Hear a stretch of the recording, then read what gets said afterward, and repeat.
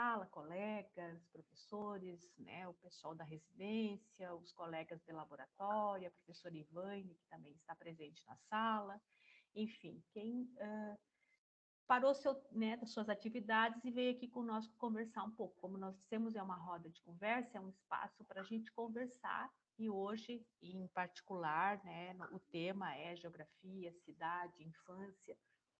São rodas de conversa que mensalmente o LPGEL vem colocando aí para todo mês, para que a gente possa conversar com pessoas sobre determinados temas. E aí, esse tema hoje, nós temos o professor Souto, né, da Espanha, que está aqui hoje visitando seu filho em Florianópolis, o Júlio, que eu tive o prazer de conhecer esse ano, né, professor? E que também estaremos junto na quinta-feira de manhã. Eu sou a professora Rosa Martins, acredito que todos aqui na sala me conhecem, coordeno o LPGEL, que está à frente dessas rodas de conversa. A partir de agora, eu vou passar a palavra para Grace, que é a mediadora e a organizadora dessa roda de conversa.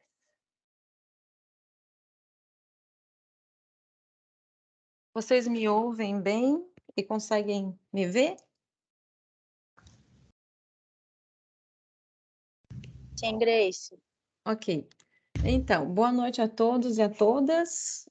Fico muito feliz que vocês estão conosco para essa 8ª roda de conversas, promovida pelo LEPGEL, que é o Laboratório de Estudos e Pesquisas de Educação e Geografia da UDESC, a Universidade do Estado de Santa Catarina. Esse ciclo de conversas hoje chega à sua 8ª rodada e só foi possível graças ao prestígio e à participação e também ao coleguismo de tantos amigos, queridos, professoras, estudantes. Eu aproveito para agradecer a presença de todos e de todas nessa roda de conversa, como também nas rodas anteriores, fazendo com que esses eventos promovidos pelo LEPGEL contribuíssem com as reflexões e também possibilitando novas perspectivas para a nossa profissão. Eu lembro que essa roda está sendo gravada e posteriormente estará disponível nos canais do YouTube do LEPGEL, para que todos que tenham interesse tanto no assunto como também quiserem revê-la possam ter acesso. No canal do YouTube, vocês também podem conferir todo o ciclo de conversa das rodas anteriores. E eu também gostaria de aproveitar esse momento para convidá-los a seguir o LEPGEL nas redes sociais, curtir e também compartilhar os conteúdos que a gente disponibiliza nas nossas páginas.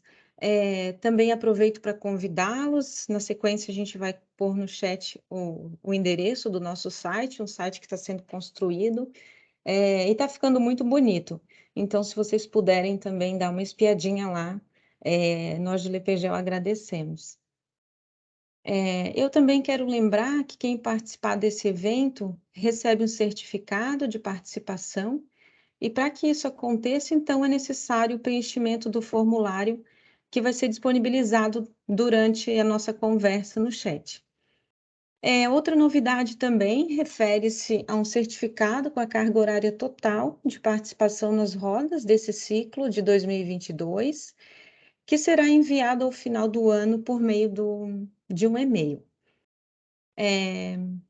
A dinâmica desse encontro ela acontece da seguinte forma: cada professor convidado terá uma fala de, em média, 30 minutos, e ao final das apresentações, então, nós iremos debater as contribuições e responder as questões que forem compartilhadas no chat. Então, todos que quiserem contribuir ou que tiverem alguma questão para os nossos professores convidados, podem utilizar o espaço do chat para fazer os seus questionamentos. Quem desejar também pode abrir a câmera no momento do debate para a gente conversar.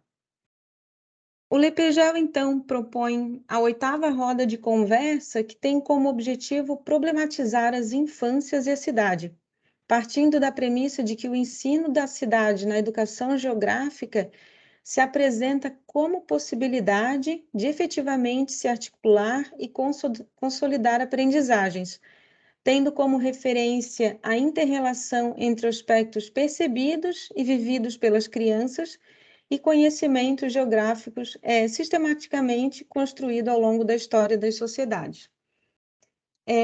Nós do Lepegel acreditamos que os espaços da cidade são fundamentais para a socialização das crianças, considerando a sua relevância para a ampliação cultural, o conhecimento espacial e a formação de um pensamento crítico com relação à sociedade.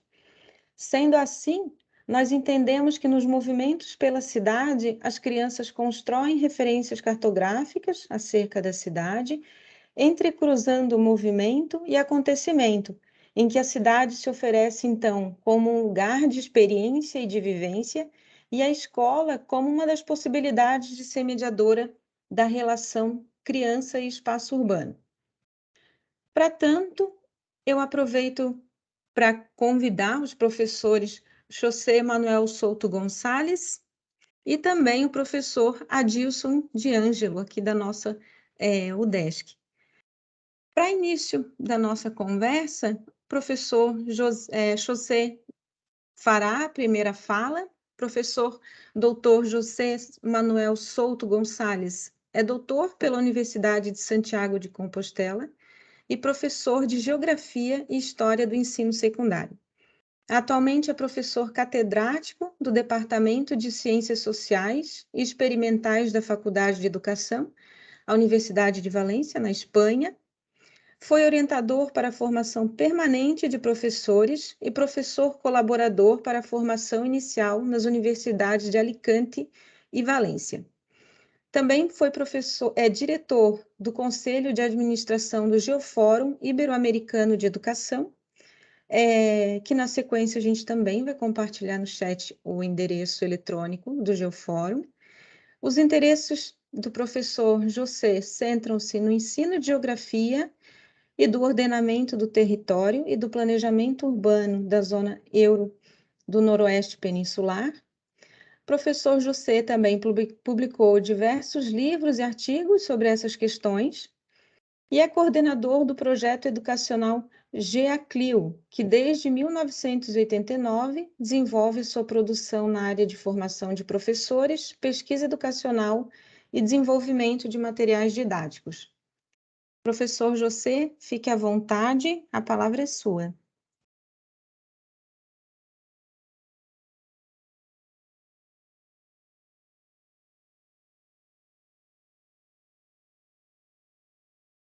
Professor, está sem microfone. Está com o microfone fechado.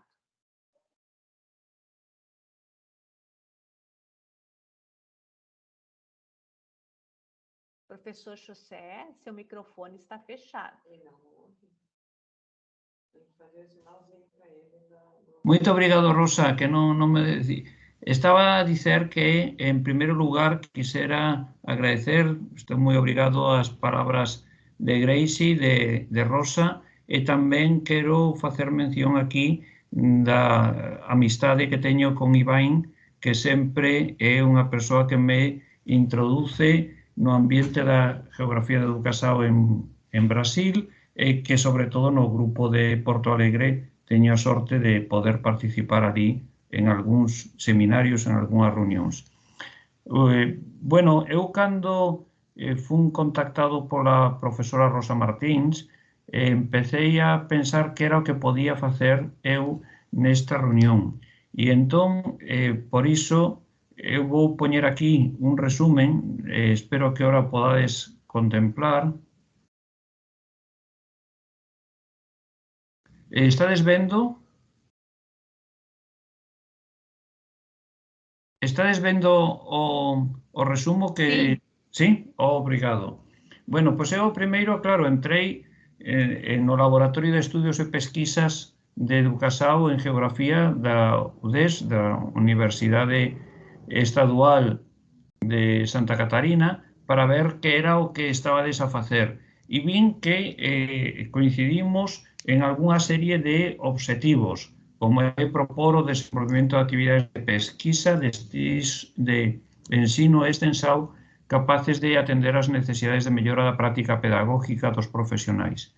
Por que digo que coincidimos nisto? Porque nos intentamos criar unha serie de parcerías entre a universidade, o ensino secundario, o ensino medio aquí, ensino fundamental, nos diferentes niveis, e tamén e isto é o que nos compete hoxe entre as persoas que traballan nas idades de 0 a 6 anos, que aquí chamamos educación infantil.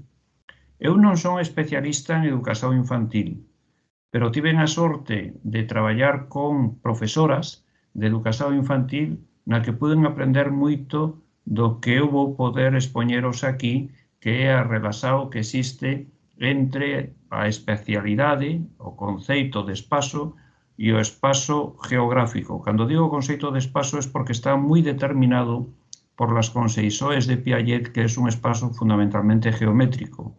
E nós o que quisemos incorporar é a capacidade que ten a xeografía de dotar a esa xeometría de vida, e xa Gracie o decía na introdução, dotar o espazo xeográfico de sentimentos, de emoções, de vida que configuran o espazo subxetivo, o espazo de vida de as crianzas. Por tanto, unha vez que eu vin que o lepego e máis o que lepegeo e o que estábamos facendo nós coincidía, pois quixen entrar en que era o que fixemos nós e por que isto que fixemos nós pode ser interesante para vos. Nós, nunha página web que é Social SUV, que non sei se poderá ver desde aquí, se está vendo o grupo este, Social SUV? Espero que o podades ver. Sim, professor. Sí, obrigado. Ti me vas dicindo, por favor, Gracie, si funciona todo ben. No proxecto de 1990, se apretamos aquí, en Geaclio Valencia, veredes que podemos entrar a unha gran cantidad de libros. E o primeiro, precisamente, chamase Ensinar e aprender o espacio geográfico. Estos todos libros que están aquí están abertos, e, por tanto, se poden consultar gratuitamente, sin ninguna interferencia, son todos libres, e sempre teñen este formato cando se dirixen ao profesor e este formato cando se dirixen ás crianzas de primaria, por exemplo, este sería para alumnos de 9-10 anos, e isto está preparado para profesores que traballan con crianzas de 4 ou 5 anos e por iso non há un material específico para esas crianzas porque o elaboran os propios profesores. Neste material que nos preparamos para divulgar entre o profesorado de educación infantil e que daba lugar a unha serie de oficinas, intentábamos ver cal era a comprensión do espazo por parte das crianzas de 4, 5, 6 anos. Foi realizado por dúas profesoras que traballaban na educación infantil primaria e por unha profesora, unha magnífica profesora da Universidade de Oviedo, que morreu hai 2 anos, María Rosario Piñeiro Peleteiro. Esta profesora, cando viña a Valencia, sempre nos reuníamos co grupo de profesoras que traballaban na educación infantil. Facíamos a eso das 12 da mañá unha reunión hasta as 2 ou as 3, e entón aí o que nos fomos elaborando foi unha serie de materiais que eu aquí ahora simplemente vou colocar e despois xa seguiremos falando, que trataban de explicar como se concebía o espazo según a teoría de Jean Piaget e como se podía modificar. Bueno, non vou perder máis tempo, aquí está. Este libro está feito, como vedes, en colaboración con moitos profesores. Isto é o grupo de profesores que participou. E aquí está o índice. Primeiro, que se entende por dirección, orientación na educación infantil. Despois vamos xa a facer unha unidade didáctica que se titula Vamos a explorar tesoros, un proxecto de traballo para a comprensión do espazo, e aquí vai dicindo como se traballa cos planos, como traballar que son os planos, etc. Entón, este traballo inicial foi o que realizamos durante 4 anos coa idea de intentar comprender cal é a conceizao espacial dos alumnos e como há unha interferencia entre o que é a teoría de Piaget e o que é o desexo que nos temos, as expectativas que nos temos cando traballamos coas crianzas de 4, 5, 6 e incluso 7 anos. Nos o que vimos en este tipo de traballo é que a conceizao de Jean Piaget é unha conceizao moi geométrica que vai establecendo un paso entre o espazo vivido dos primeiros anos, cando o neno empeza a poñerse de pé, empeza a camiñar, empeza a tocar, todo iso da psicomotricidade que sabemos moi ben. Despois empezas a concebir o espazo abstractamente nas relaxoes de próximo, lonxano, en riba, en baixo, etc. E despois empeza a facer unha representación euclidiana, unha representación en 3 dimensións. Ese tipo de secuencia de Piaget é moi lóxica para poder entender como construe o espazo geométrico a crianza. Pero como despois veremos, a través dunha tesis de mestrado que realizamos tamén ao longo de 4 anos, porque empezou primeiro como traballo de grau, o que intentamos mostrar é que a tesis de Piaget há que modificarla en función das expectativas individuais, das ideas que teñen os alumnos de moverse sobre o espazo. Entón, para facer isto, nos elaboramos un programa de traballo. E é o que eu quero desenvolver aquí moi brevemente. E é o que creo que podo aportar.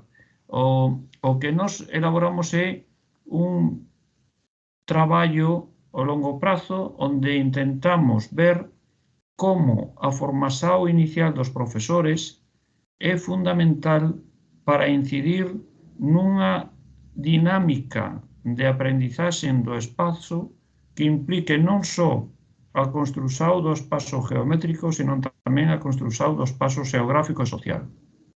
Como fixemos iso? Pois aquí, e eu este é un documento que teredes a vosa disposición, há un artigo de 2 colegas, un que é compañeiro noso na Universidade de Valencia, Antonio José Morales Hernández, e outro que está na Universidade de Almería, Manuel López Martínez. Estos destacan fundamentalmente que na formación inicial, cando formamos aos profesores, nos en didáctica das ciencias sociais, vos aquí en didáctica da geografía, moitas veces intentan definir os problemas espaciais desde unha perspectiva moi disciplinar, única. E é curioso porque eles queren facer un enfoque máis alternativo, un enfoque máis práctico, máis, digamos, manipulado por parte dos alumnos que podan manipular e moverse no espazo, e teñen poucos criterios para facer isto. Por que? Pois eles o que insisten, e o que eu quero comunicar aquí, que si desde a formación inicial que facemos na universidade, sexa a Universidade Estadual de Santa Catarina, sexa a Universidade de Valencia, facémola desde un punto de vista logocéntrico, de un punto de vista de un discurso disciplinar, é moi difícil que estos alumnos que despois van ser profesores transformen o seu ensino a través de experiencias prácticas de como se pode concebir o espazo. Por tanto, este artigo, feito con análisis do que pensan os alumnos, o que ven demostrar é que a formación inicial está moi contaminada polas maneiras, polas rutinas que van adquirindo os profesores ao longo da súa formación inicial. E que sería interesante para que puderan facer o que eles quiseren, o que eles queren, que é un modelo máis constructivista e alternativo, que nos fagamos unha formación que este máis vencillada, máis organizada sobre actividades prácticas.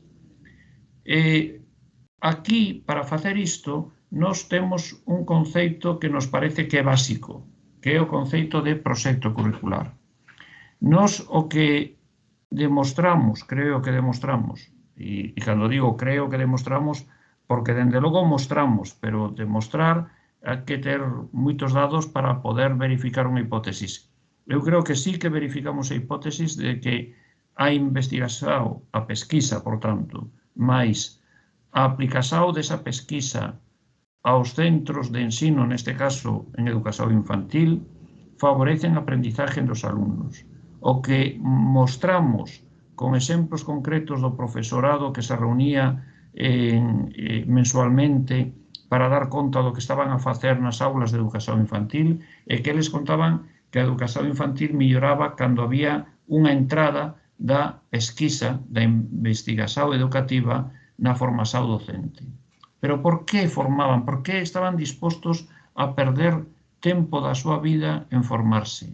Que isto é moi importante e, ademais, eu sei que estou falando nun contexto que é o contexto de Brasil, onde os profesores teñen 40 horas ou 60 horas semanais. En España temos 37,5 horas e das que son lectivas só 20 horas, como moito. Pois, dentro desas dificultades de horarios laborais, estas persoas querían asistir a formación docente, sobre todo no formato de seminario, de grupo de traballo, porque tiñan un modelo educativo. E ese modelo educativo en que consistía? Consistía en elaborar materiais curriculares para mellorar a práctica escolar. E para mellorar a práctica escolar a partir de que? De estrategias de ensino. Por tanto, nos aí foi cando, desde o ano 92-93, decidimos elaborar materiais curriculares que facilitaran a aprendizaxe dese tipo de coñecemento por parte dos alumnos. Ben, este planteamento foi desenvolvido tamén desde o punto de vista conceptual por outros compañeiros neste artigo de Antonio Morales, Diana Santana e Diego García, que é buscar a definición de entorno e medio, das palabras de entorno, o contorno, o lugar onde está vivindo a cotidianidade o alumno, e o concepto medio que xa nos fai algunha referencia ao medio ambiente. Que foi o que eles chegaron á conclusión despois de estudar dibuxos que facían os futuros profesores e de ver as palabras que destacaban na concepción que eles tiñan do que era entorno, do que era medio? Pois que, por unha parte, eles entendían o concepto de entorno, o sea, de contorno, como algo moi próximo físicamente, sin ter en conta que hoxe en día a concepción dun contorno local está moi influído co concepto global. E eles precisamente decían que a interconexión a través dos procesos de globalización non se manifestaba nos dibuxos e nas explicacións que facían os alumnos para intentar despois construir estrategias de ensino. Por tanto, que concluían neste artigo Diego, Antonio e Diana, que son colegas do noso grupo de pesquisa? O que concluían é que a representación que teñen as persoas do que é entorno está moi mediatizado por un entorno político-administrativo, un municipio, por un entorno político-administrativo, unha comunidade autónoma, é dicir, por un territorio. E, por tanto, que habería que mudar isto. E habería que mudar isto non desde un punto de vista teórico xeral, que é o que eles moitas veces relacionan co concepto de medio, sino traballando esta trialéctica espacial que nos temos aquí como modelo. Nos entendemos que a trialéctica espacial é a conxunción, a posta en relaxao de tres esferas diferentes que configuran o espazo xeográfico. Por unha parte, o espazo vivido, que é o que ten emocións e sentimentos que configuran un comportamento, unha expectativa de uso do espazo. Este espazo vivido aparece moitas veces no comportamento que teñen as crianzas de como se moven, como ven o espazo doméstico, como representan a familia dentro do espazo doméstico. Por tanto, iso é algo moi importante que apareza no currículum de ensino infantil, de ensino primario. Cando decimos no currículum, quer dizer que isto non pode ser unha actividade fora da aula ou extracurricular, senón que ten que ser o que se faga cotidianamente, todos os días. En segundo lugar, aparece a percepción do espazo, é dicir, esa representación social que temos do espazo que dá lugar a que se valore de unha maneira positiva ou negativa un espazo, é dicir, un barrio que pensamos que non se pode habitar, un barrio que sí se pode ocupar para ocio, para relaxoes con outras persoas, que non dá medo ir pola noite, que favorece o intercambio de comunicación entre as persoas, etc. E despois está o espazo concebido, que realmente é o territorio, é como se organiza un espazo absoluto, un espazo obxectivo, un espazo que está criando unhas relaxoes de poder. Por tanto, aquí avanzamos nesta pesquisa tratando de buscar unha explicación para a cidadanía crítica, que é o que nos aquí ahora vamos a acabar de plantexar.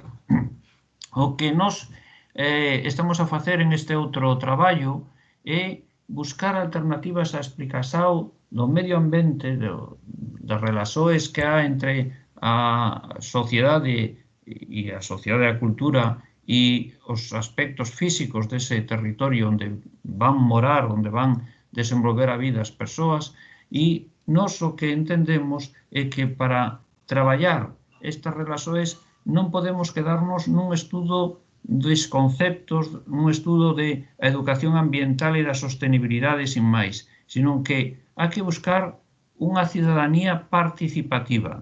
Iso que significa? Iso significa que nós o que estamos tratando de buscar é que as persoas non se queden na propaganda institucional de visitar un lugar nunha cidade, de visitar, por exemplo, un río que pasa pola cidade, sino que eles podan participar buscando melloras de vida, de calidade de vida sobre ese espazo.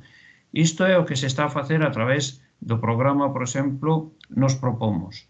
E isto é o que demostrou a tesis de doutoramento dunhas 3 persoas que asina este artigo, que é Diana Santana Martín, que ela demostra que si con 20 colexios e máis de 500 alumnos, que os alumnos que tiñan un aprendizaxe mellor, que non se quedaban simplemente no aspecto individual de ter un bo comportamento, sino que querían facer unha resposta colectiva á organización do espazo urbano, eran aqueles onde os profesores se relacionaban coas institucións políticas que ensinaban un territorio cando se facía unha saída desde o colexio para ver un lugar concreto. E por último, acabando esa miña fala para poder despois dialogar a partir dos vosos intereses, o que nos traballamos entre, sobre todo, María Jerez, Antonio Morales e eu, é ver como os alumnos que traballaban sobre a conceptualización do espazo tiñan unha aprendizaxe moito máis avanzada, moito máis dinámica, cando se integraban aspectos da vida cotidiana e aspectos da vida do comportamento individual na súa explicación, na súa vida cotidiana, na súa vida escolar. Entón, con estes 4 artigos e máis o libro que vos presentei ao principio, eu creo que o que podemos ver é que estamos a configurar unha pesquisa que o que pretende é integrar o espazo subxetivo, ou seja, as vivencias dos crianzas na explicación objetiva do territorio. Isto é difícil? Sí. Isto é complexo? Sí. Isto leva tempo, pero é a maneira de que a cidadanía non quede marxinada, non quede aillada do que é o currículo escolar. É dicir, nós estamos moi afeitos a que o currículo escolar é algo que non é o que se vive na vida cotidiana. E non só que estamos a dicer, e creo que ademais nestes momentos, e hoxe é unha segunda feira especial polo que pasou onte, pois sabemos que para que as persoas podan participar realmente na vida cidadana e non simplemente esperar o momento da leisao, teñen que entender que os problemas cotidianos forman parte do currículo escolar. E para iso hai que adoptar unha metodoloxía diferente que non pode ser ofrecer unha información para que os alumnos fagan algo co que pensamos os adultos que deben facer. Iso é o que eu penso que podía aportar con datos concretos, con informacións concretas do que fixemos ao longo destos 30 anos de pesquisa, de traballo en educación infantil e a cidade. Moito obrigado por escoitar. Obrigada, professor Souto. Eu agradeço pela sua fala e por compartilhar os materiais. Alguns deles eu já estou conseguindo postar aqui no chat, então quem tiver interesse pode também acessar, né, como fonte de pesquisa também. Dando continuidade, então, à nossa 8ª roda de conversas, nós ressaltamos o nosso entendimento de que a escola se coloca como um local privilegiado onde a aprendizagem se desenvolve e também se estrutura.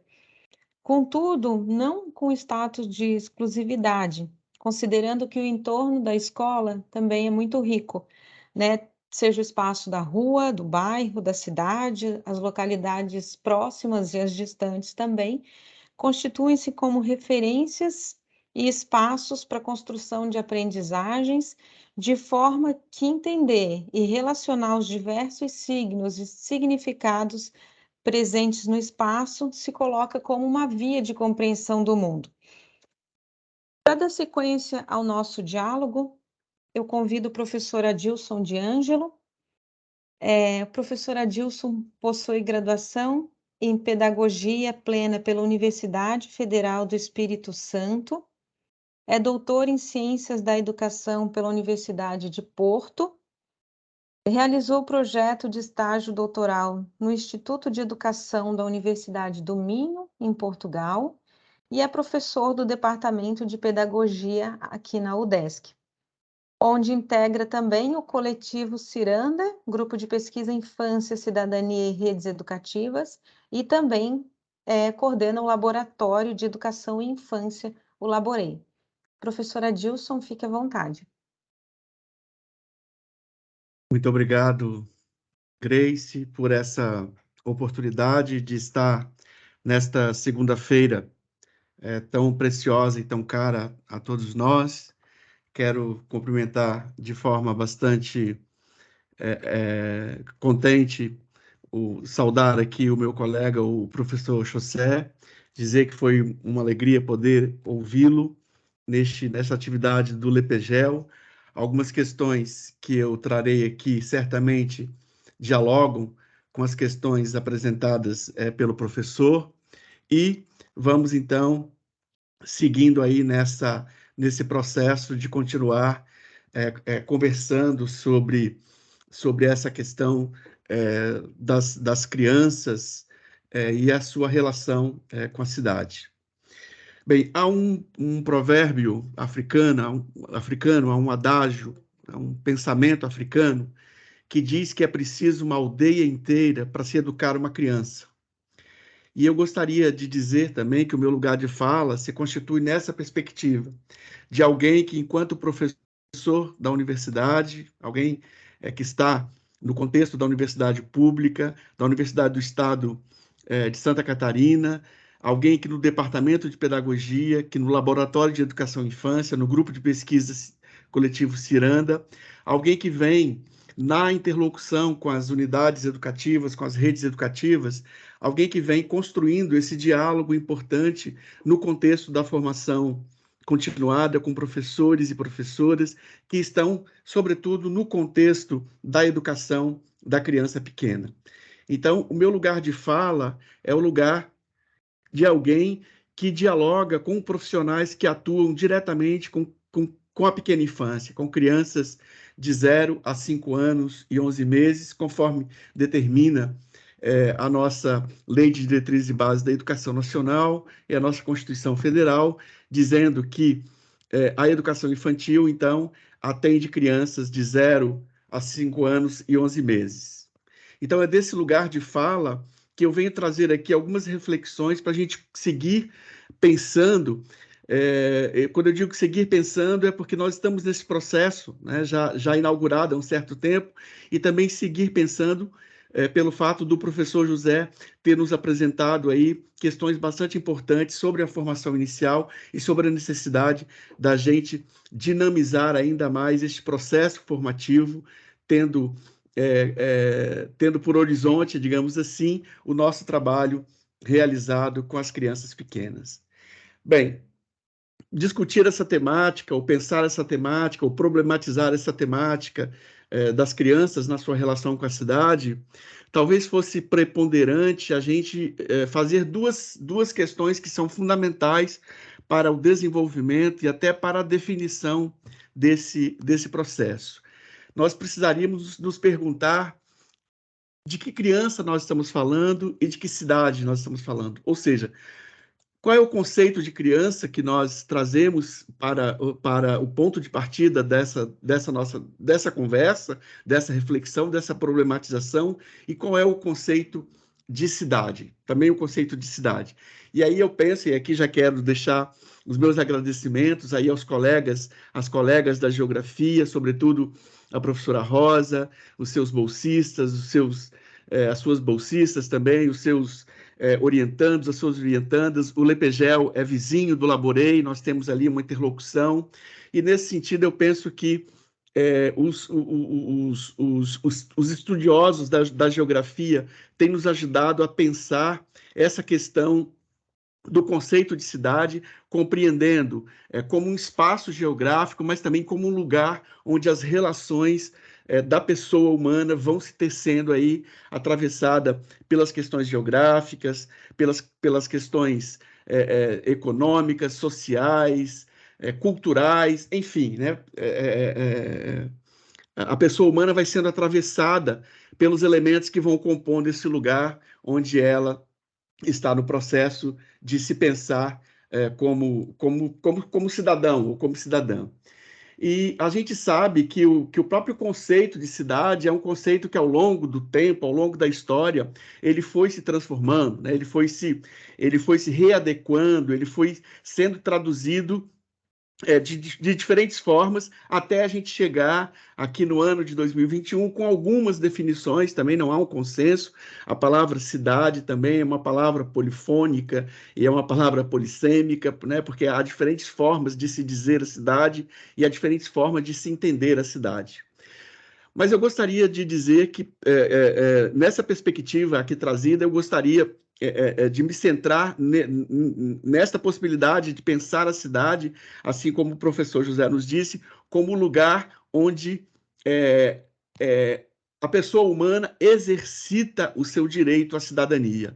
Então, talvez pudéssemos trazer aqui para essa nossa conversa, quando perguntamos de que cidade nós estamos falando dessa cidade onde o sujeito, onde a pessoa humana é convocada a partir da sua existência enquanto pessoa humana a exercer o seu direito de ser cidadão ou de ser cidadã nesse espaço geográfico atravessado por todas aquelas dimensões que eu dizia anteriormente. Nos anos 80, sobretudo nos anos 80, ali no meado dos anos 1980 e nos anos 90, aqui no Brasil, quando se começou a pensar essa questão, sobretudo a partir dos movimentos sociais que trabalhavam com as crianças, e sobretudo com as crianças em situação de rua, né, e também, sobretudo, capitaneados aí pelos profissionais, né, pelos educadores do Movimento Nacional de Meninos e Meninas de Rua. A meu juízo, eu posso dizer que este momento também inaugura uma forma dos profissionais da educação olhar para a infância e pensar essa sua relação com a cidade. E naquele momento ali, nos anos 80, 1980, 1990, uma grande urgência que havia no Brasil era uma vasta população de meninos e meninas de rua que viviam na rua e que eram da rua. Algumas crianças nasceram no contexto da rua, outras crianças se tornaram meninos e meninas de rua. Neste momento, uma imagem que foi capturada na cidade do Rio de Janeiro, é uma imagem que correu o mundo, infelizmente eu não consigo mostrá-la aqui agora, mas depois eu posso mandar aí para a Grace pode disponibilizar também. Um fotógrafo consegue capturar pela sua lente fotográfica uma criança que deita-se no colo de uma estátua no centro da cidade do Rio de Janeiro e ali adormece.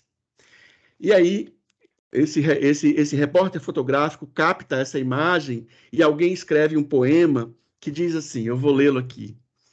O menino de rua dormindo nos braços da estátua, a carne na pedra, o corpo quente no colo gelado, a mãe impassível, outra estátua, a trágica beleza do efêmero repousando sobre a pele do símbolo.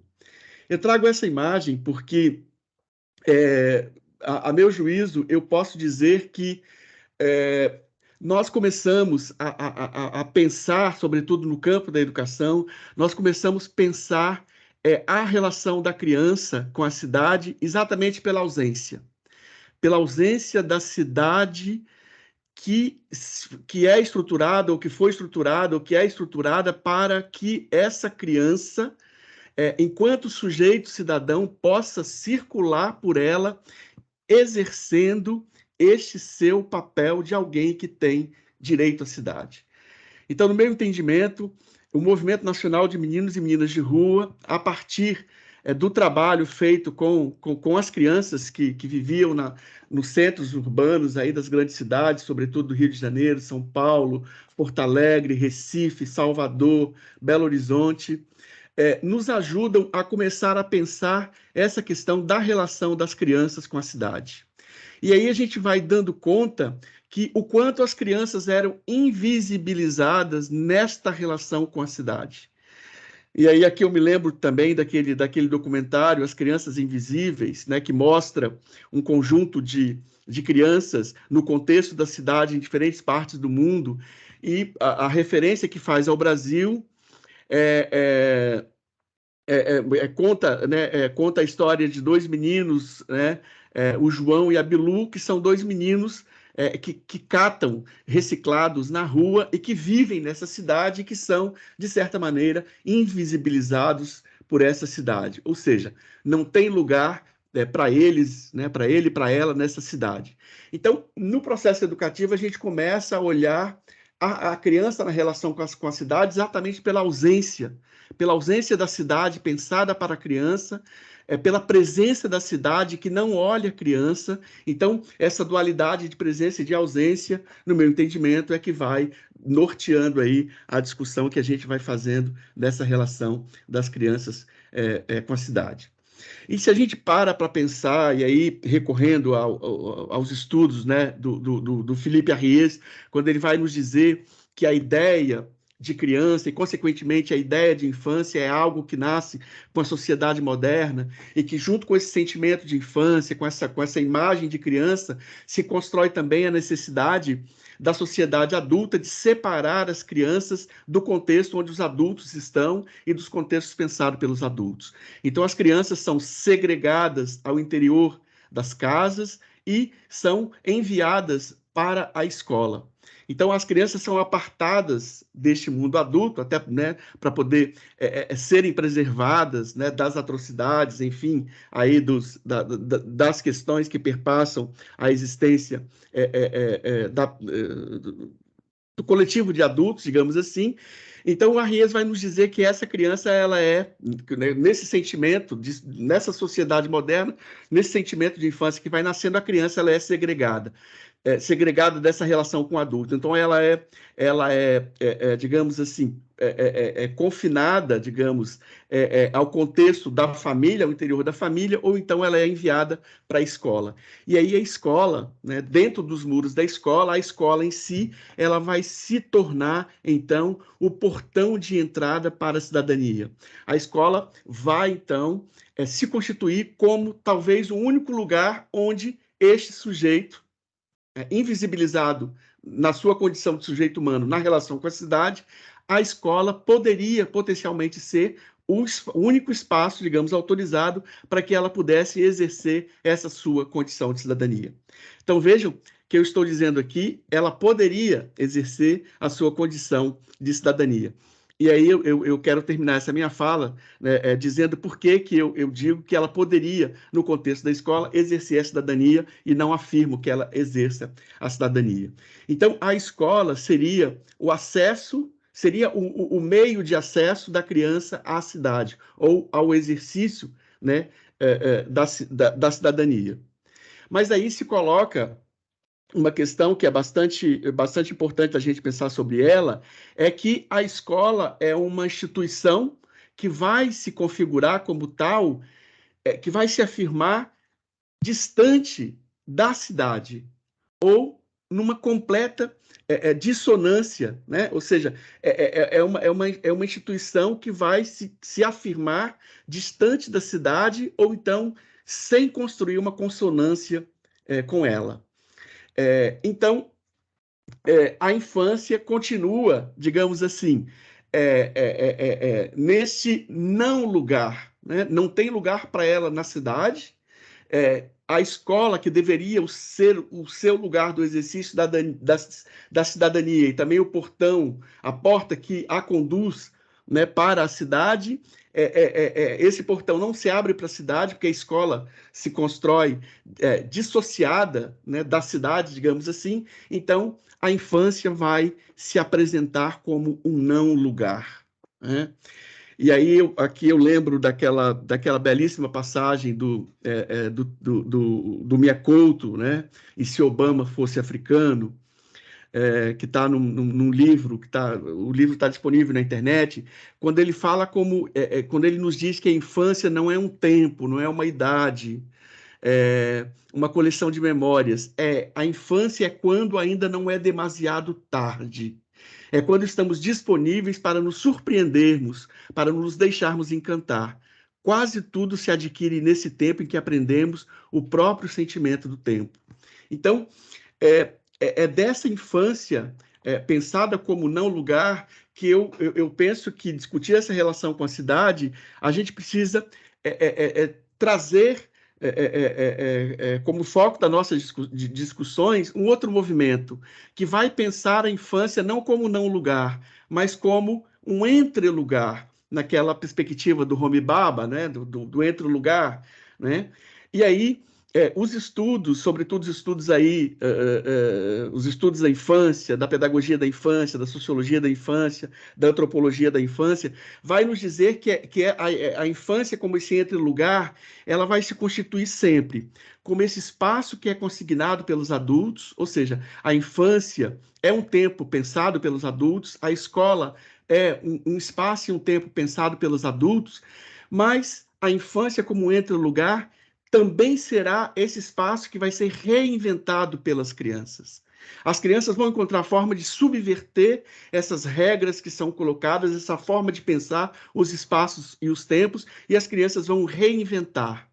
Então, no contexto, pensando a infância como entre-lugar, no contexto da escola e no contexto da cidade, a gente vai dizer que tanto a infância como a escola poderão se constituir também como este lugar que é consignado pelos adultos, mas que também é reinventado pelas crianças. E aí, nesse processo de reinventar os espaços, os tempos, as crianças precisam ser reconhecidas na sua condição de sujeitos de direitos.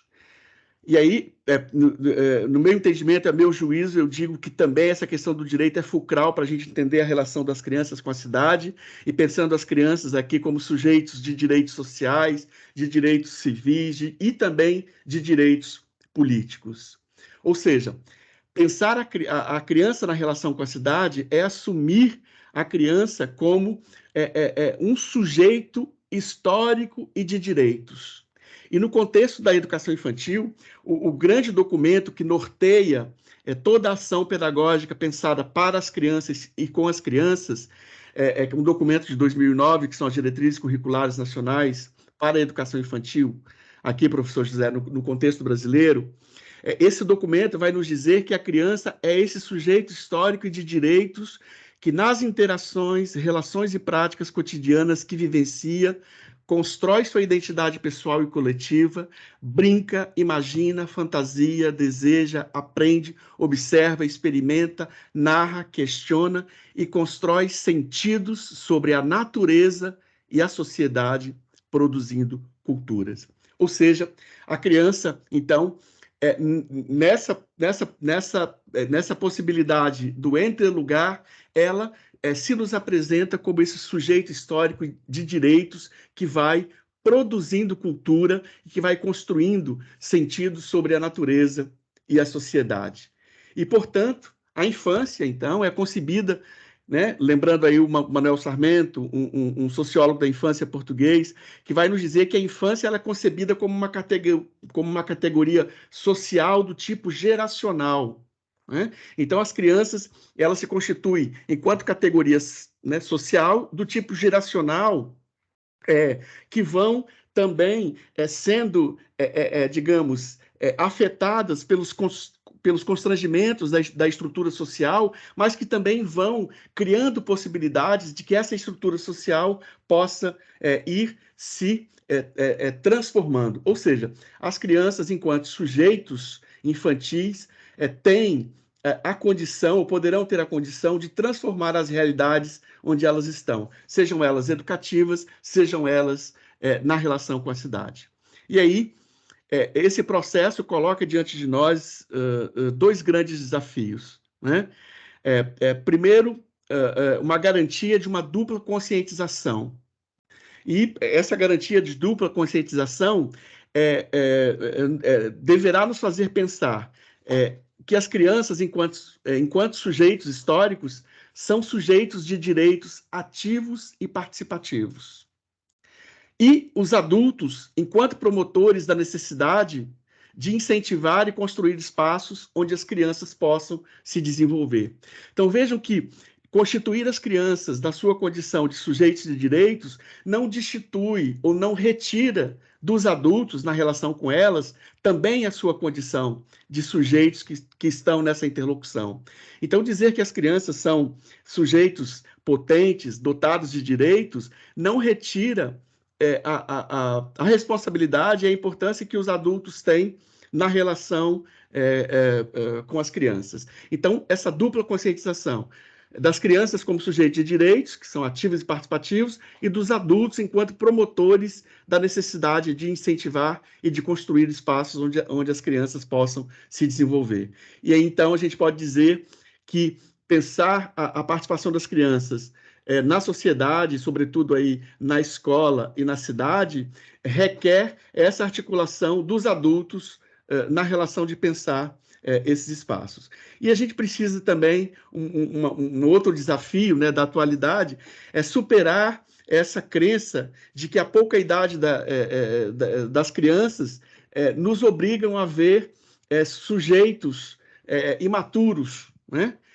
E que isso seja um fato inibidor do seu acesso ao exercício da cidadania. E como o Sarmento vai nos dizer, as crianças, elas são sujeitos, são pequenos cidadãos, mas não são sujeitos de uma cidadania menor, né? Elas são pequenos cidadãos porque elas estão há menos tempo neste tempo, nessa existência, nesse planeta, e biologicamente estão num processo, né, da sua constituição biológica e também da sua constituição como sujeito social. E aí, então, a gente precisa pensar nessa relação das crianças com a cidade, de que as crianças são produtoras de culturas infantis, né? E aí uma pergunta que a gente pode fazer, né? O que uma criança vê quando olha uma cidade? E aí a Anete Abranovich, que é uma professora aposentada da Universidade Federal de São Carlos e que agora está na USP, ela vai dizer que diante dessa pergunta, né, por exemplo, o que uma criança vê quando olha uma cidade, ela vai dizer que a resposta é bem simples, que é preciso perguntar à criança e depois, de fato, escutar o que ela tem a dizer. Então, pensar nessa relação da criança com a cidade significa escutar o que a criança tem a dizer sobre a cidade, considerar o que a criança tem a dizer sobre a cidade e sobre a relação que ela constrói com ela, né, com a cidade. E aí aqui já fica uma pergunta, né? Qual é a cidade que nós apresentamos às nossas crianças? E no contexto da educação infantil, essa é sempre uma pergunta que eu faço às professoras, aos professores que atuam com as crianças e que estão também no processo de formação inicial, né, no curso de pedagogia e também no contexto das redes municipais. Qual é a cidade que nós apresentamos às crianças? E pergunto também se nós paramos para ouvir as crianças, o que elas nos têm a dizer sobre a cidade, né? E aí, para ir, né, já encaminhando para o final aqui da minha fala, 30 minutos passa bastante rápido, eu gostaria de trazer aqui também, e mais uma vez citando o professor Manuel Sarmento, algumas questões que são importantes, que são preponderantes para a gente continuar pensando essa relação das crianças com a cidade. Algumas delas o professor José já anunciou na sua fala, né? São 5 pontos, né? O primeiro é organizar a educação da criança, organizar a educação da infância como um campo de possibilidades, né? Isso significa dizer que a educação das crianças nasce das suas realidades sociais e culturais e que aí deve se ampliar e se desenvolver. Ou seja, da gente pensar que as crianças que estão conosco nos processos educativos, elas vivem, elas são atravessadas por todas as dimensões que as constituem como sujeitos. Então, elas são atravessadas pelas geografias, pelas histórias, pelas realidades que as constituem. Então, nós devemos organizar o cotidiano educativo como um campo de possibilidade, partindo dessa realidade, né, onde as crianças estão imersas, convidando as crianças a pensar essa sua própria realidade e, em certa medida, também transformar esta realidade em que elas vivem.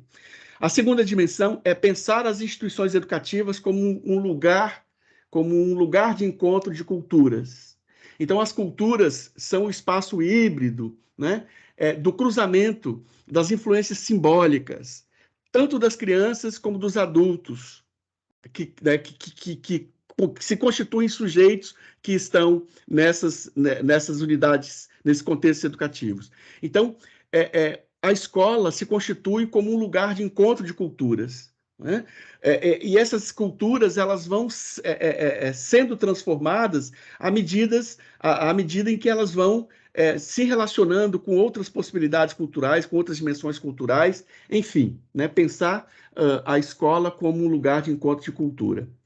Pensar também a escola como um mundo social de vida das crianças, né? E que nesse espaço não fica fora desse espaço nenhum dos problemas ou dimensões que ocupam a vida das crianças, né? As crianças estão nesse espaço chamado escola, né, de corpo inteiro, né?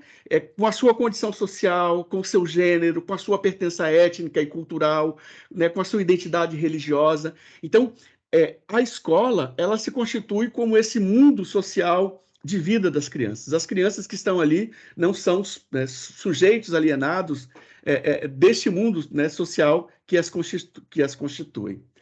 E aí, o quarto ponto é a possibilidade da gente, e aqui eu penso que a minha fala toca sobremaneira nas questões que o professor José trazia, da gente pensar a escola, a organização da escola como uma polis, como uma cidade.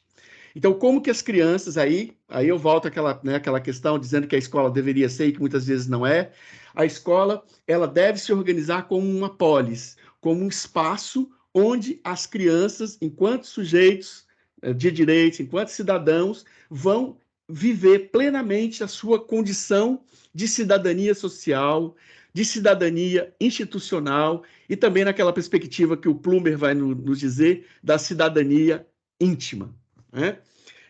E, por fim, da gente pensar que a educação da infância, a educação da criança, deve ou deveria ser uma educação na cidade. Então, a criança não aprende apenas no contexto da sala de aula, da sala referência, ela aprende também nos espaços externos, nos corredores, nas formas de se organizar nos parques, nos recreios. E aprende também, sobretudo, nos museus, no centro cultural, nos jardins, no parque infantil, no centro de educação, de ciências, nos parques urbanos, nos recintos, nas quadras desportivas, nas visitas aos artesãos, na hora do conto na biblioteca, nas livrarias, na agremiação cultural, na banda de música, na sala da orquestra, no passeio, na praça, na rua. Ou seja, a educação é uma educação que deve dar-se na cidade. O lugar da educação da criança estende os seus braços, ele deve dilatar as suas fronteiras e deve também mobilizar as potencialidades do espaço urbano. Então, é preciso desemparedar a criança dentro da escola e é preciso desemparedar a escola na sua relação com a cidade. E aí, para poder finalizar essa minha fala, né, já extrapolei aqui o tempo, da gente pensar que nós ainda estamos bastante, talvez, bastante distantes daquilo que nós gostaríamos, de pensar essa relação das crianças com as poéticas da cidade, né, com os espaços da cidade, de pensar que a gente já avançou um pouquinho, mas ainda falta avançar bastante. E aí, em que medida que os processos formativos que nós temos oferecidos às professoras, aos professores que estão nos contextos educativos aí com as crianças, em que medida que esses processos formativos têm ajudado as professoras a pensar as suas práticas na relação das crianças com a cidade. E aí, para poder finalizar, eu gostaria de lembrar aquela imagem que o Ailton Krenak, que é um autor indígena, aqui num livro de 1999, quando ele fala, né, de que a gente deve romper com as bolhas, que a gente deve fazer aquilo que as crianças nos ajudam a fazer tão bem, que é transgredir, né, que é reinventar as questões que muitas vezes são colocadas diante de nós e que muitas vezes nos aprisionam. Então, o Ailton Krenak nos convida, né, a seguinte questão: vamos aproveitar toda a nossa capacidade crítica e criativa para construir paraquedas coloridos. Vamos pensar no espaço não como um lugar confinado, mas como o cosmos, onde a gente pode despencar em paraquedas coloridos. E aí fica o meu desejo, fica a minha, o meu compromisso como pesquisador das infâncias, como alguém que está nessa interlocução com a formação, fica o meu desejo e o meu compromisso que nós possamos desemparedar as crianças no contexto da escola e que nós possamos desemparedar a escola no contexto da cidade. A educação deve ser uma educação que se dá na cidade. Então, muito obrigado pela escuta e sigamos aqui na interlocução. Professora Dilson, em nome do LPGEL, agradeço muito pela sua fala. A sua fala me remeteu assim às possibilidades de vivência das crianças com as cidades pela perspectiva assim do Paulo Freire, né? Para quem desde muito pequenos aprendemos a ler o mundo que nos rodeia. Achei a sua fala foi muito potente nesse sentido e me remeteu ao Paulo Freire. Eu acho que sempre é bom trazer também ele para as nossas conversas. Dando continuidade, então, à dinâmica do nosso encontro, eu sigo aqui com os questionamentos no chat. Deixa eu só ver. Kelly, tu vai compartilhar as questões ou prefere que eu veja? A Kelly vai compartilhar. Grace, Oi, posso estar me ouvindo? Vocês estão... pode. Tá baixinho para mim. Deixa eu só aumentar aqui um pouquinho. Será que eu estou com pouco volume? Só um minutinho.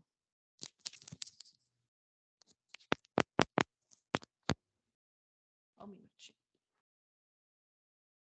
Deixa eu ver se eu não baixei aqui também.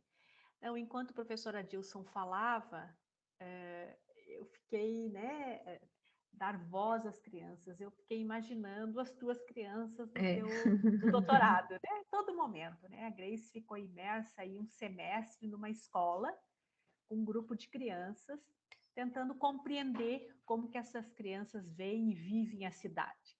Eu não tive acesso ao material ainda, ela ficou todo 2022-01, e ainda está transcrevendo, enfim, né, que é a pesquisa dela de doutorado. E aí, cada vez que o Adilson falava, assim, eu pensava assim, né, a gente fez vários campos, né, acho que tem uns 3 ou 4, né, saídas, eles foram em diferentes lugares pela cidade, e aí algumas fotos eu já tive acesso, né, e eu fiquei pensando, né, e também outra coisa que me tocou muito, assim, né, que possibilidades de formações, que espaços de formações os professores estão tendo, que o Adilson também chamou a atenção, né?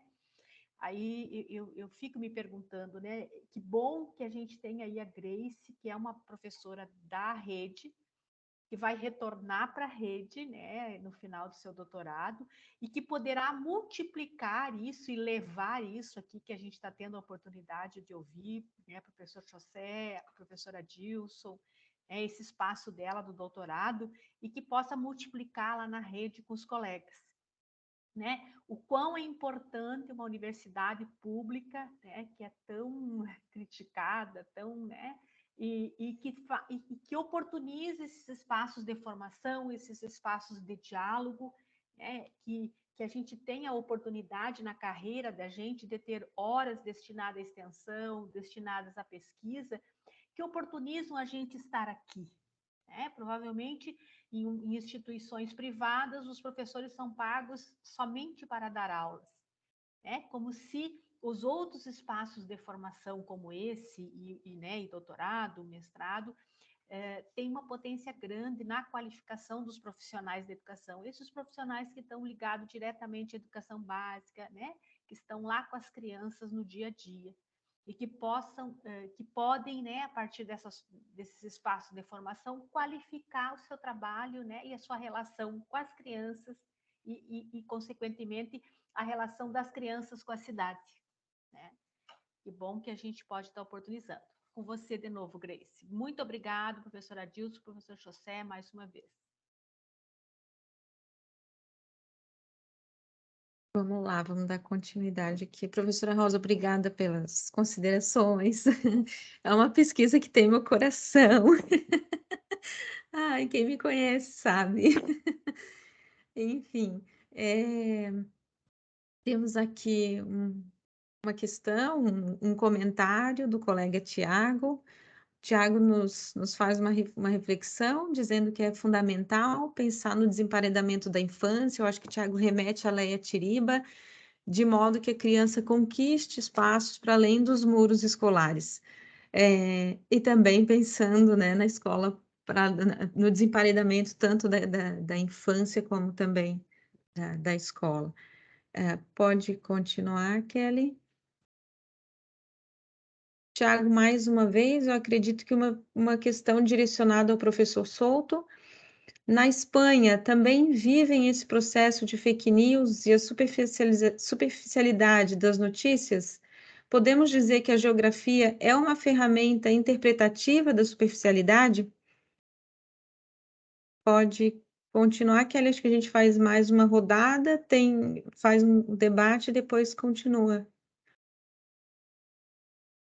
E aqui, a colega Ana Paula Leopoldino, para o professor Adilson. Entendendo as crianças como produtoras de culturas infantis, como o professor analisa a inserção das tecnologias nos espaços escolares, onde em muitas situações o contato com a realidade palpável, entre aspas, é suprimida em função das novas dinâmicas da sociedade que nos impedem de viver esses espaços de cidadania. Eu acho que a gente pode passar para o professor Souto, depois professor Adilson, e a gente faz mais um bloco, acho que a gente vai ter mais uma ou duas questões aqui. Fique à vontade, professor Souto. Sí, o que plantexa Tiago é unha cuestión básica da metodoloxía, que é como partir do coñecemento vulgar, o sea, da população, o vulgo, non o popular, que eso sería outra coisa. E como a través do coñecemento vulgar nos podemos chegar ás cuestións máis profundas dunha persoa, de por que toma unha serie de decisores sobre unha serie de conceitos que a veces son confusos, outras veces son insuficientes, outras veces son erróneos, pero son os que dan lugar a que despois tome unha decisión para a súa vida e para a vida das persoas que están con el. Entón, isto que quer dicer que se nós non impugnamos, é dicir, non nos enfrentamos a ese tipo de coñecemento superficial, as persoas seguirán construindo o seu mundo a partir desas ideas superficiais. Por tanto, a xeografía ten que ser, Tiago, a xeografía da superficialidade. A xeografía o que ten que ser é a análise da superficialidade para poder construir un coñecemento escolar coa axuda do coñecemento académico. É dicer, nós entendremos tres esferas. A primeira é a esfera do coñecemento vulgar. E o coñecemento vulgar non é só o que está fora da universidade, tamén está na universidade. Moitas veces nos adoptamos unha serie de decisiones pensando que son correctas sin ningún tipo de reflexão, sin ningún tipo de análisis, sin ningún tipo de avaliação, simplemente porque creemos que son naturais. Por exemplo, temos que explicar un aula de educación infantil e damos un discurso, en vez de plantexar un traballo de rincóns de o que son a organización espacial que fan as profesoras de educación infantil coas crianzas de 3-4 anos. Por exemplo, nós pensamos que hai que facer unha avaliación dos futuros profesores con unha proba onde se lle pregunten conteúdos pechados e non que expliquen unha programación para crianzas de 4, 5, 6 anos. Que quer dicir isto? Que todas as persoas, sexan universitarios ou non universitarios, temos unha serie de coñecementos que influen nas nosas prácticas, o que se chamaría o sentido práctico da vida. E ese sentido práctico da vida dá lugar a que moitas veces fagamos o que non queremos facer. Por iso é necesario reflectir, pensar moito que é o que estamos a facer. Pois ben, se nós somos capaces de acostumbrar as crianzas e aos alumnos de 9, 10, 15, 16, 17 anos a pensar sobre a información que reciben e a información que eles mesmos transmiten a través do Twitter ou a través de outras redes sociais, estaremos construindo unha sociedade máis reflexiva, máis racional, que é totalmente necesario no mundo dicotómico, no mundo de oposicións que temos hoxe non só en Brasil, sino tamén na Europa e en Estados Unidos, como sabemos. Por tanto, a xeografía non é unha ciencia da superficialidade, pero sí parte da superficialidade para impugnar esa superficialidade. Outra cousa diferente son as fake news, que teríamos que explicaros con máis cuidado, pero se é preciso, explicaría despois o meu parecer sobre as fake news, pero non, as fake news non afectan tanto as crianzas de 4, 5, 6 anos, sino que eles están contaminados por unha serie de influxos, de influencias psicolóxicas para poderse a consumir, para poder inserirse na cidade como un consumidor. Iso é tamén superficialidade do pensamento da cidadanía, e iso é algo que temos que impugnar se queremos acostumbrar as persoas a un raciocinio, a un poder convivir con tolerancia, pero con criterio, as súas decisões da vida infantil, adulta e cidadán.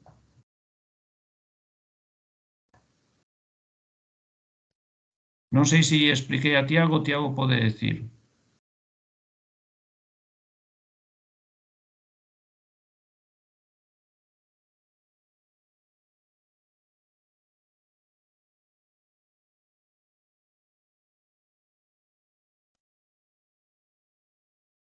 Tiago respondeu aqui que sim, uma excelente reflexão. Obrigada, professor Souto.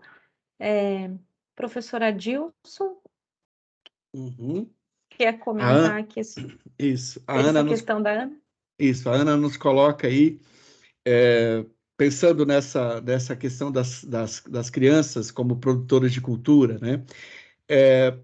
Ana, na pedagogia da infância, ou na pedagogia da educação infantil, que é digamos, é um campo, né, de conhecimento que tem se construído, sobretudo no Brasil, nós somos defensores, ou nós partimos do pressuposto de que as crianças produzem as suas culturas infantis, sobretudo a partir das brincadeiras e das interações. Então, é brincando, interagindo com o outro, com o mundo, com o espaço, com o tempo, com a cidade, com a geografia, com o lugar, né? Nesse processo de interação que as crianças vão também construindo isso que nós chamamos de culturas infantis, né? A partir das culturas de pares, enfim. E aí essa questão da tecnologia é bastante curioso, porque eu oriento estágio em creches e pré-escolas aqui da rede, e agora, inclusive, nesse momento, eu estou vivendo o processo de inserção do estágio. Então, por exemplo, amanhã eu vou passar a manhã toda, das 7 da manhã até o meio-dia, dentro de uma creche pública, convivendo com crianças, né, de 0 até 5 anos e 11 meses. E é curioso que, no contexto em que as crianças estão, por exemplo, o celular é um artefato que não vai fazer falta para as crianças neste processo de pensar as suas brincadeiras. Mas pode ser um artefato que fará falta, por exemplo, numa mediação pedagógica, num processo pedagógico pensado né, por uma professora, por uma docente, por uma estagiária, no sentido de que essa criança também tenha o direito de estar conectada a uma realidade, a um mundo que está aí. A gente não pode fugir à questão da tecnologia, né? Paulo Freire dizia na Pedagogia da Autonomia, né, um livro ali de 91, ele dizia que a gente não tem nem que divinizar, nem que diabolizar a tecnologia. A tecnologia está, e ela deve servir à educação, né? E não a educação está a serviço dela, enfim.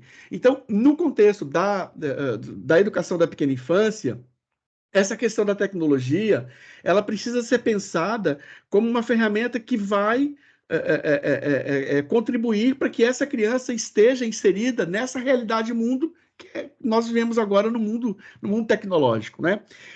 Eu posso ilustrar esse meu pensamento trazendo um fato bastante concreto.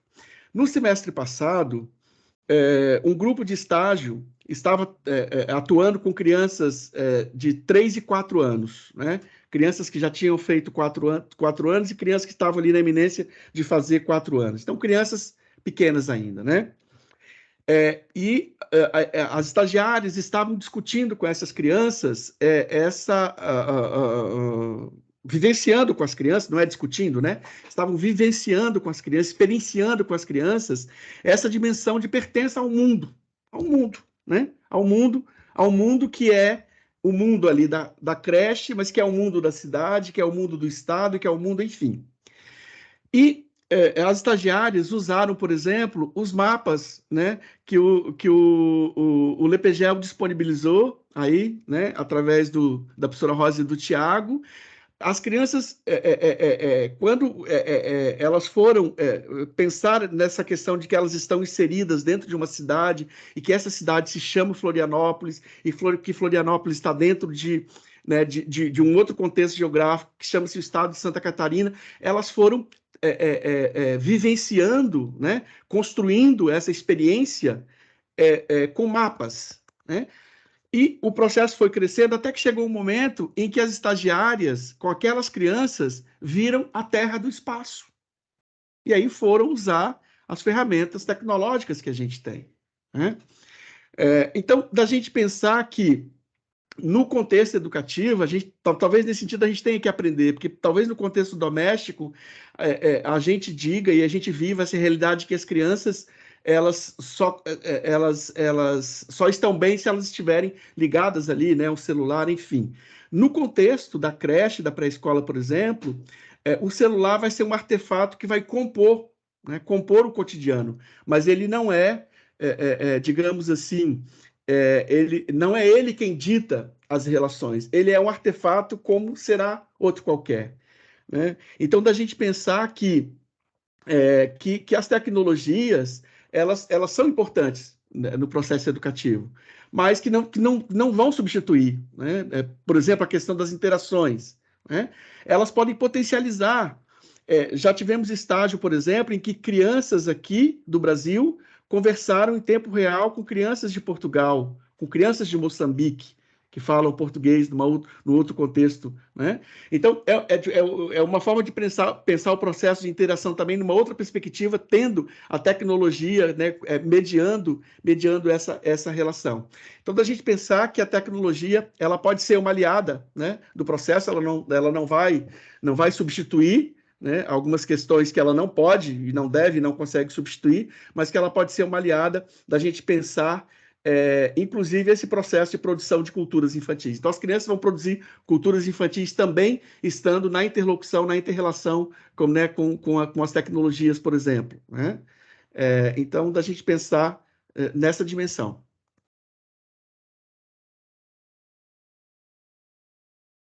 Ok, eu só quero lembrar, antes de seguir para o próximo bloco de questões, aos participantes de preencherem a lista de frequência para depois a gente conseguir fazer a emissão de certificados, tá bom? Deixa eu ver aqui. Eu tenho uma questão da professora Ivane. Professora Ivane, primeiro eu quero dizer que eu estou muito feliz pela sua presença aqui. Nós fizemos uma disciplina juntas, né, também nesse formato remoto, junto com o professor Jader, Geografias da Infância, na Federal do Rio Grande do Sul. Então, estou muito feliz pela sua presença aqui. Muito obrigada. Professora Ivane pergunta para o professor Souto. Professor Souto, comente como os trabalhos de campo com as crianças em Valência são realizados e com que frequência? Desculpa, Kelly, pode passar aqui mais uma vez. Sim,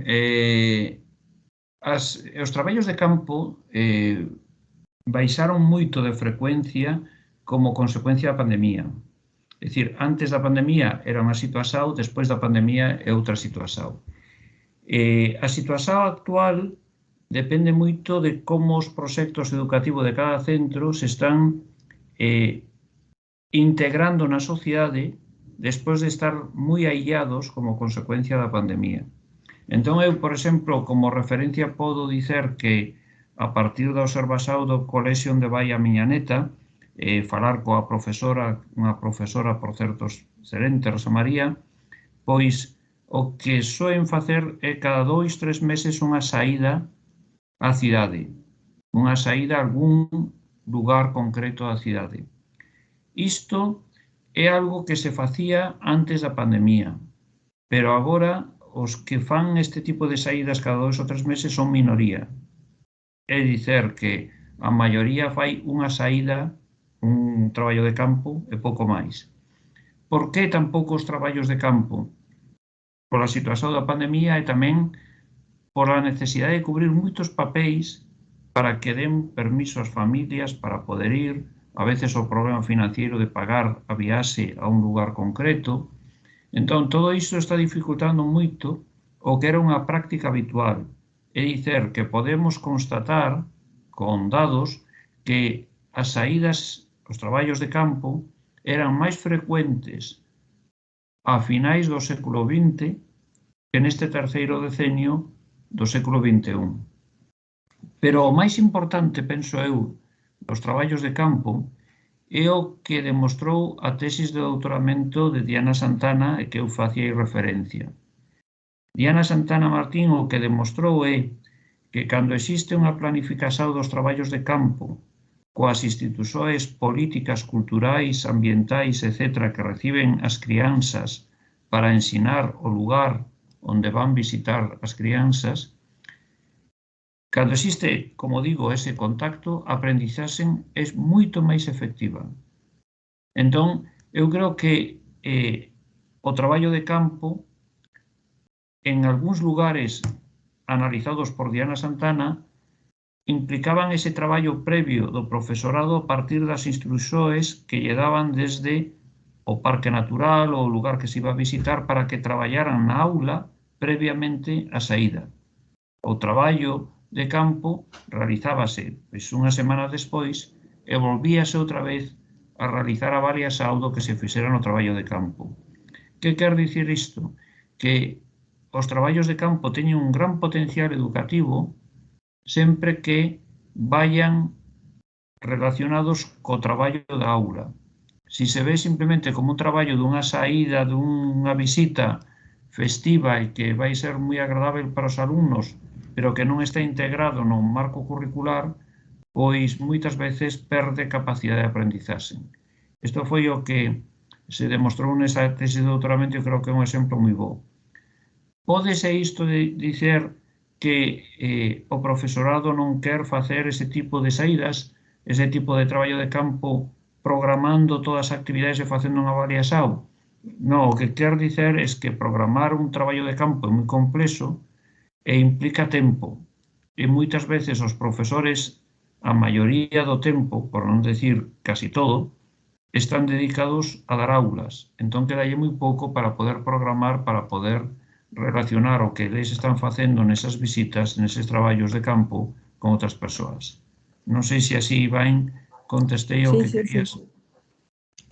Eu andei caindo, a conexão aqui está fraca, eu acabei caindo 2 vezes, mas acredito que você tenha dado uma excelente contribuição para nós aqui, que a gente tem uma certa dificuldade também de realizar trabalhos de campo em função financeira, questão de segurança, né? Então, por isso que porque eu vivenciei uns lá em Valência e foram muito, muito legais, então eu vou pedir para o Souto comentar um pouco. Obrigada, Souto.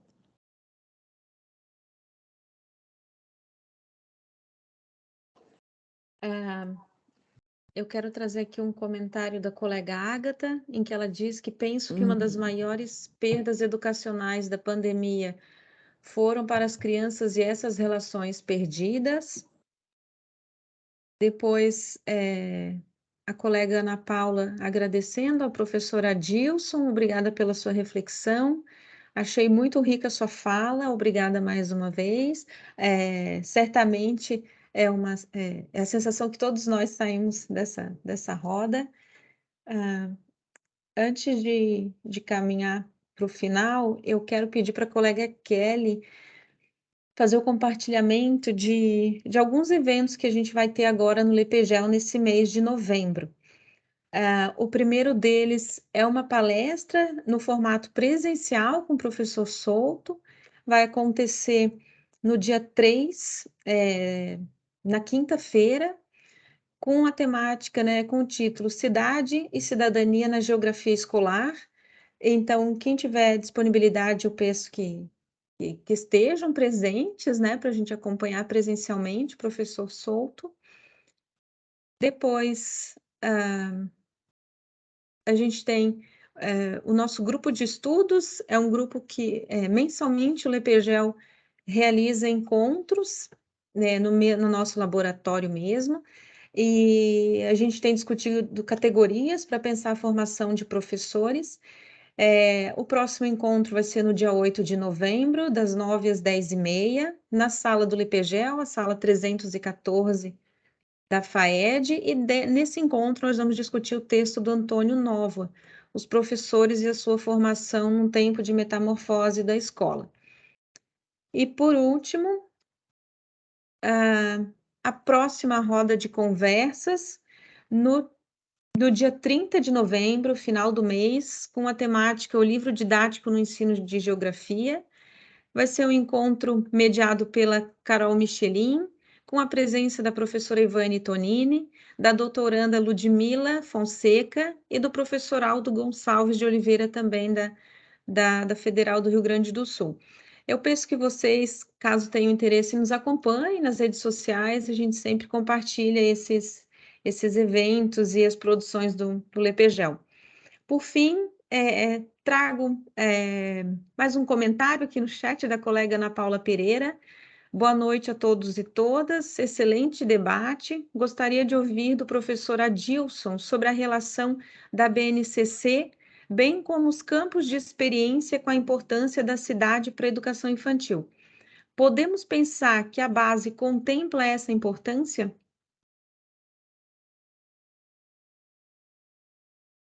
Bem, Ana Paula, nós temos aqui um ponto nevrálgico, digamos assim, né? Nós temos toda uma crítica com relação à BNCC, sobretudo, né, o que toca à educação infantil, porque nós acreditamos que a BNCC acaba incorrendo a um grande perigo, digamos assim, que é de fragmentar, né, de compartimentar toda uma potência que as crianças têm vivendo o processo de apreensão do mundo, de compreensão do mundo, de construção de um conhecimento sobre esse mundo, compartimentando aí a partir daquilo que equivocadamente vem sendo chamado de campos de experiência no contexto da BNCC.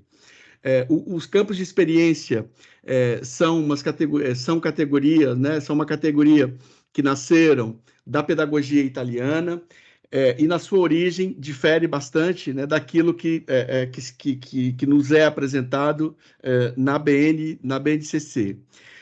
Então, nós estamos falando de campos de experiência, e aí a questão da aprendizagem se apresenta de forma muito compartimentada, e a gente acaba voltando, retrocedendo naquela perspectiva, né, piagetiana dos estágios do desenvolvimento, e aí incorremos num grande perigo de compartimentar a experiência, ou a possibilidade, o processo de experiência das crianças, colocando em caixinhas, digamos assim, aquilo que as crianças terão que dar conta a partir de determinada idade, em função de determinados conteúdos. Então, nós temos todo o cuidado nesse trabalho, nessa relação com a BNCC. A BNCC, a gente reconhece que é um documento mandatório, é um documento que tem força de lei, mas nós temos toda uma restrição, nós da educação infantil temos toda uma restrição, porque corre-se no risco de fragmentar as crianças, de compartimentar as crianças neste processo de compreensão e de apreensão do mundo, fragmentando aí os campos de experiência e os objetivos de aprendizagem, digamos assim. Então, com relação à BNCC, os campos de experiência se apresentam de forma bastante fragmentada, e nessa relação das crianças com a cidade, a gente pensa que as crianças podem viver o aprendizado, né, dessa experiência com a cidade de corpo inteiro. Então, a BNCC, pela BNCC, nós corremos o risco de fragmentar essa compreensão do mundo, digamos assim, e das experiências das crianças, fragmentando aí os campos de experiências, né? Eles são colocados, na pedagogia italiana, por exemplo, eles são colocados daquela forma, só por uma questão didática, mas há uma grande interlocução entre eles. Por exemplo, na rede de Florianópolis, nós não temos os campos de experiências, mas nós temos os núcleos de ação pedagógica, né? O núcleo natureza, relações sociais e culturais, e o núcleo das linguagens. Então, no nosso entendimento, esses núcleos são pontos de partida, são núcleos que conversam entre si e que são pontos de partida que se colocam aí nesse processo de compreensão do mundo e de aprendizagem e de conquista das crianças. Então, a BNCC, a gente tem bastante cuidado, porque há uma grande tendência de fragmentação daquilo, né, dos objetivos de aprendizagem e, sobretudo, aí da volta de um conceito de criança ideal, né? Aquela compartimentação da criança a partir dos processos do desenvolvimento do Piaget, que em certa medida já está superado, mas que corre-se o risco de retroceder um pouquinho na história pedagógica, né? Então, a gente tem bastante críticas à BNCC e a gente tem olhado para ela com bastante cuidado.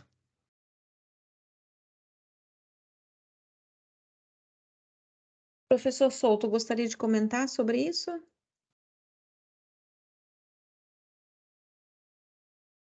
Seu microfone está fechado. O que coloquei no chat é que o que estaba falando o profesor Adilson é totalmente aplicable ao caso de España. Eu acredito que a avaliación que estaba facendo de partillar o conteúdo en caixiñas é a mesma discusión que temos nós en España de facer un área de experiencias e non compartimentar en ciencias sociais, ciencias experimentais, matemáticas, etc. Porque iso o que fai é dispersar o coñecemento respecto aos problemas que aparecen no mundo e que hai que estudar integralmente. O sea que totalmente de acordo co que estaba falando o profesor Adilson. Ok. Obrigada. Essa roda foi muito rica, né? Problematizando as questões relacionadas à infâncias e trazendo também as aproximações com a cidade, com as discussões em torno da cidade também. Gostaria de saber se o professor Adilson, o professor Souto e a professora Rosa pretendem falar mais alguma coisa, mais algum encerramento.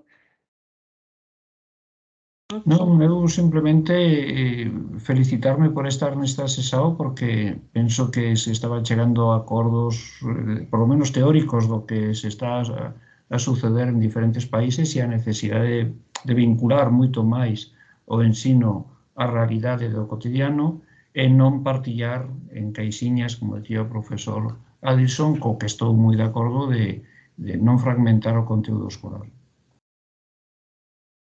Eu quero seguir agradecendo aí por esta oportunidade, essa parceria com o Lepegel.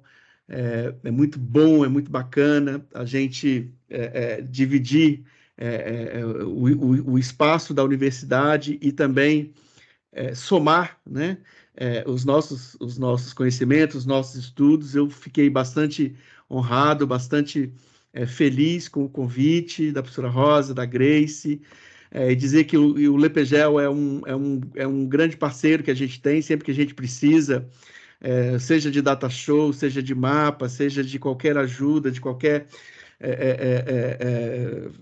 materialidade, enfim, a gente está ali. E eu fico feliz que o desdobramento dessa parceria se dê também na questão da produção de conhecimento e na aproximação das nossas fronteiras teóricas, digamos assim. Eu fiquei muito honrado com esse convite, né, de estar aqui entre pessoas da geografia, e esse diálogo na pedagogia, esse diálogo nos é muito caro, com a geografia nos é muito caro. Então eu estou bastante contente.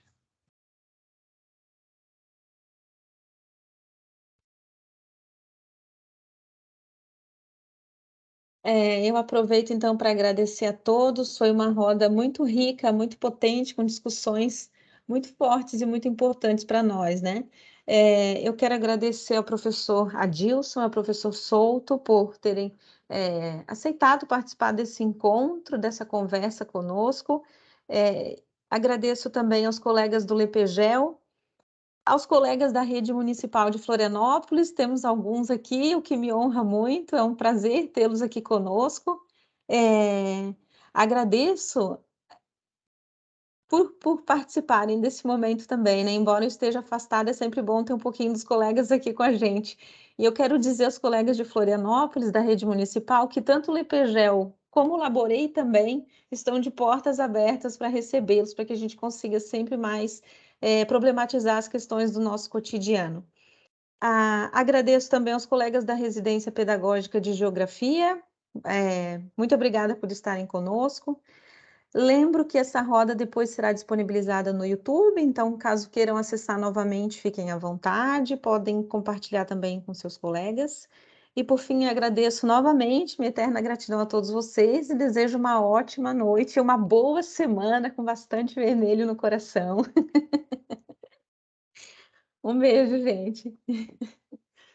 Pois boa noite. Boa noite. Boa noite a todos, a todas. Boa noite.